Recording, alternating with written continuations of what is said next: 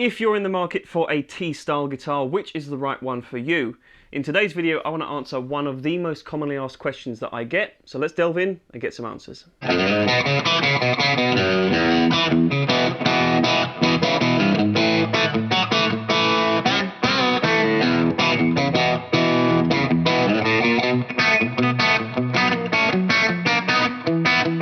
Alright folks, it's Jack here from Peach Guitars. Welcome to today's video. I hope you're doing well. In this video, I'd like to try and answer or give some various answers to the question that I get asked all the time, and I think a lot of the sales guys here at Peach do as well, and that is people who are looking at T-style guitars and you want to know which is the right version for you, because there's several boutique alternatives to the classic Fender design that may work for your situation, your playing style and so on, or it may not. And a lot of the questions are often with regard to how the guitars feel, how they sound different from one another, and how they might suit certain use cases better than the other options. So I always tend to give some very similar answers when people ask that question, but I'd like to try and break it down a little bit more, get a little bit more in depth, and also provide a great benchmark in the form of Fender's own offering from their custom shop. So let's look at the three examples I've got and let's dig in. Alright, so in the running today I've got this amazing 62 Tele Custom from the Fender Custom Shop in 3-tone sunburst, one of my favourite guitars that came in on the most recent Custom Shop shipment. I really like this. I've also got, on kind of the opposite end of the spectrum, a more contemporary choice from Suhr, which is the classic Antique. And then somewhere in the middle, quite comfortably, sits the Xotic XTC1. So I've got this great example, kind of doing what Xotic does best, and I'm going to talk through the spec on that guitar in a little while. I'm playing all three of these guitars today through a Suhr Classic Reverb signature head, and I'm using a Kingtone Dualist on the heavy hand side when you hear some overdriven tones. Alright, so as is always the case with our kind of comparison videos, I don't really want to treat this as a shootout, as if to say that one guitar is going to be the best overall at the end of the video, because quite clearly that's not the case. All three of these instruments are very well suited to different styles, and they all just happen to be based on the same kind of guitar design platform. So kind of, reserve judgment until the end, but I do want to say I don't think there is a best here. There's only the right guitar for your situation. So let's check them out.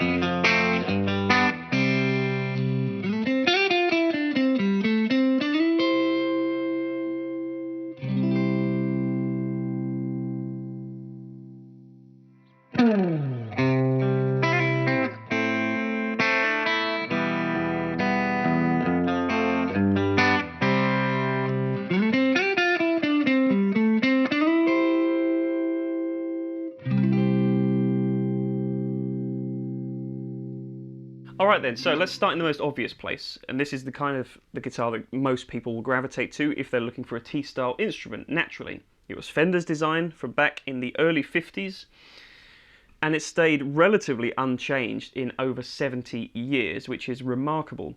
This particular example, currently anyway, is one of my favourites. I'm definitely a Tele guy, and my kind of ideal for a Tele spec does tend to shift quite widely. Sometimes it's all about those early 50s blackguard type Tele designs and tones. Other times I really like the 60s Telecasters. And what I find with the Tele Customs, the kind of range between 59 and 62, like this one, is that they straddle the line quite nicely. They've often got a slightly larger neck, which puts them more in line with the beefiness of an early 50s Tele. But they also have some more of the mellow nature and the delicacy of a 60s Telecaster. This 62 being a great example kind of that latter camp. They often come, well they always come, the Tele Customs, with this double bound body design, which I think makes them look fantastic. It kind of adds a little bit of a premium touch. But tonally, I don't know what it is, but they seem to do something a little different as well. I find that Tele Customs and early 60s Teles in general have this kind of complex mid-range. They're not quite as twangy and strong and bright as the early 50s guitars. They're also not quite as mellow as some of the later 60s instruments. They're that sweet spot in the middle. And for my money, at least if you're asking me today, my answer could change tomorrow, but for my money, this is one of the very best representations of a Telecaster sound that you'll find. Now in the clip for this guitar, I want to kind of explore some of what a Tele does best traditionally, which is that bright snap and that twang. But I also want to emphasize some of the chimey quality that this guitar has. I think if you listen to a recording of this kind of instrument, in certain cases you could mistake this quite easily for a Gretsch or another semi-hollow guitar perhaps. They've got that kind of breath to them, which isn't always the case with the T-style instrument. And I think Fender have nailed it with this particular reissue of the 62 Tele Custom in giving you a little bit of all worlds.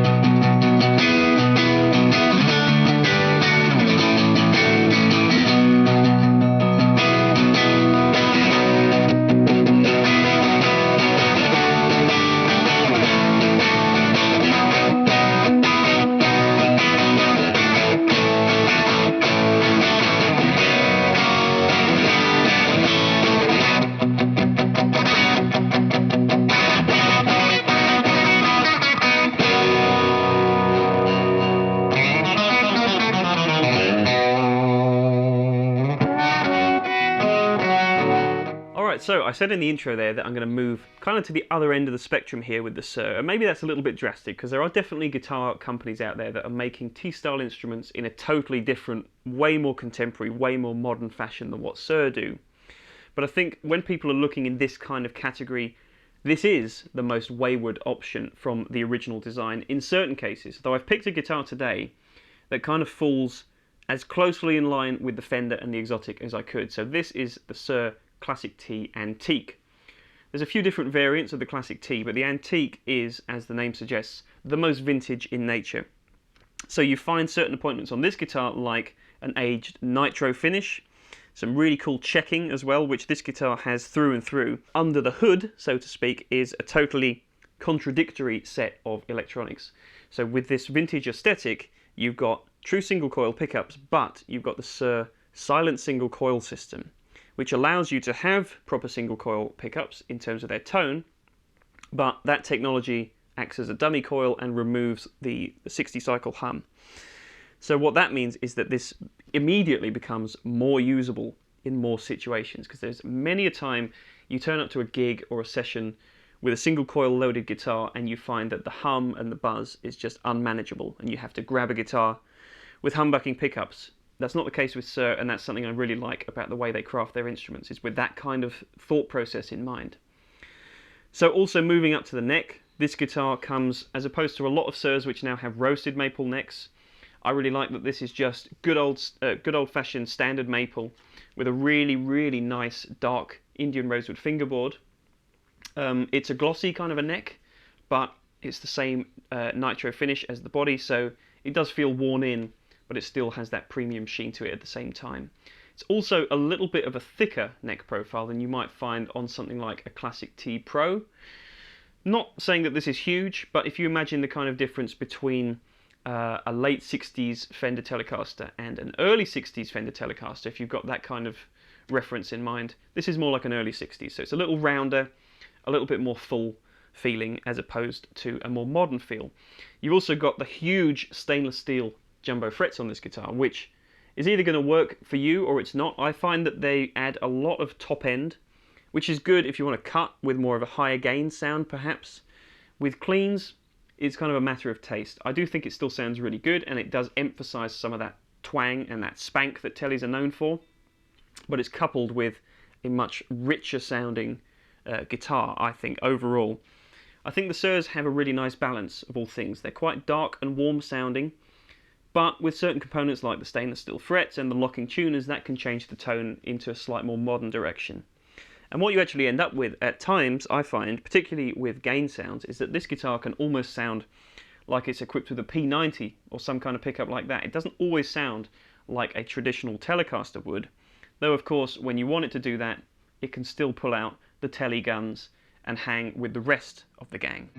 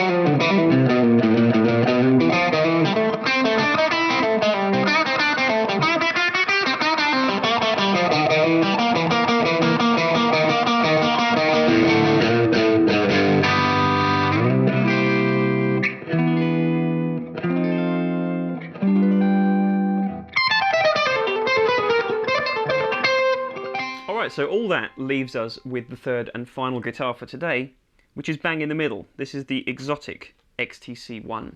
Now this is a guitar that I personally own, and I find that this is oftentimes the best balance of all things while still having its own brand identity, which I really like. I feel that these guitars kind of have a lot of the classic Fender infused tonal vibes, while also being a very modern, forward-thinking company and having a few little performance enhancements going on kind of behind the scenes that you wouldn't necessarily notice aesthetically in the same way you would with the Suhr, but it just means that it's a nicer overall playing experience at times. So when I said about the brand identity as well, Xotic have kind of got their own thing going. They've been a custom guitar builder for a long, long time, ever since their inception. So their kind of ethos is to build the best guitars you can with the best components and kind of just to do their own thing. And what they've ended up doing is adhering to the classic design philosophy, but starting to throw in things that you just would not see from some of the more traditional brands, like this amazing,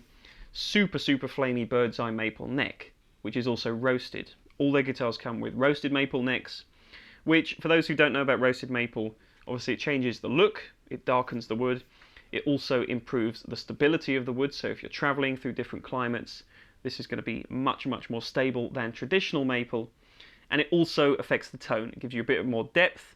I think it gives a bit more mid-range, and maybe at the cost of some of those super sheeny high-end frequencies that Telecasters of the 50s and 60s were known for. Maybe you lose some of that, but you gain a whole lot more punch and power in the mid-range frequencies. So electronically, this guitar once again is somewhere between the two. What I like about Xotic is that they make all their own hardware for their instruments. So these are Xotic's own raw vintage Telecaster pickups, which work really well to kind of cover a lot of bases. I think these are a little bit more mid-rangey than what's on the Fender that I've pulled out today.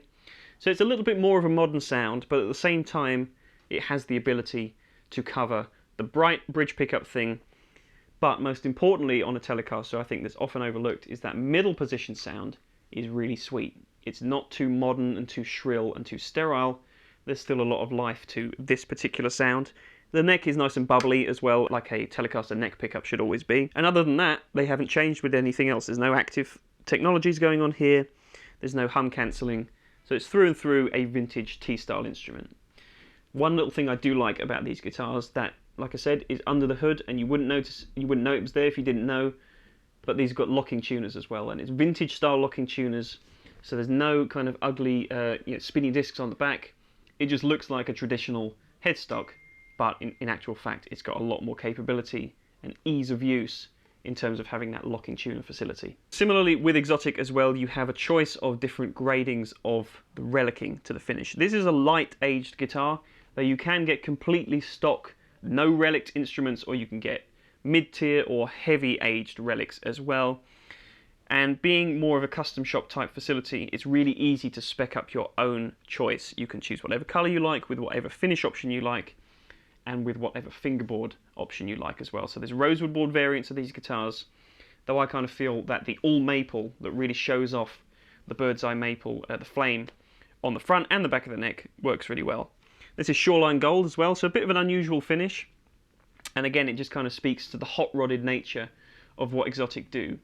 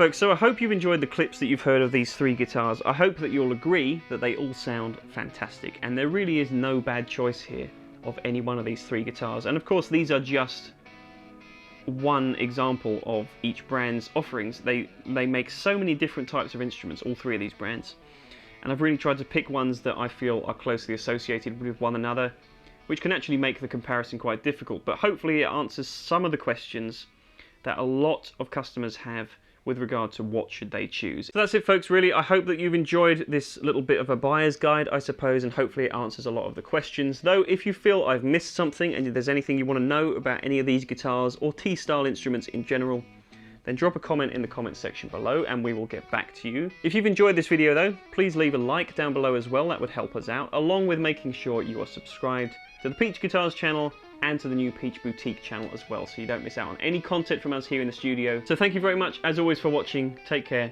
and I'll see you soon.